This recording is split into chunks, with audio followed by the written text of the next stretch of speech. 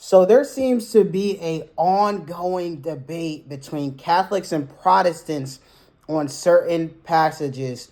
Let me know who you guys think is right.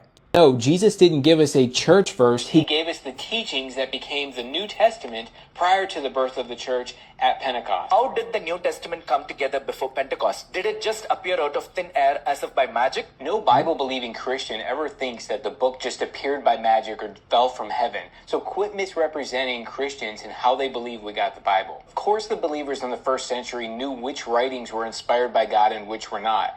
Peter tells us in 2 Peter 3:16 that Paul's writings were on par with Scripture.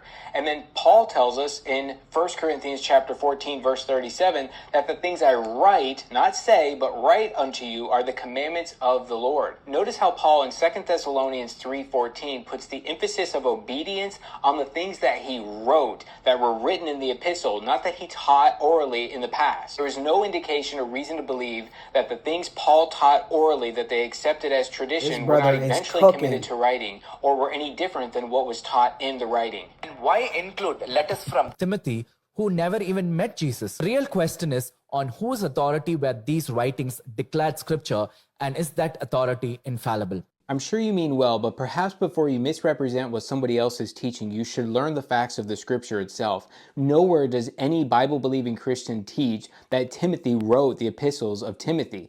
It tells us in verse 2 of both 1 Timothy and 2 Timothy that it's Paul writing to Timothy, not Timothy writing.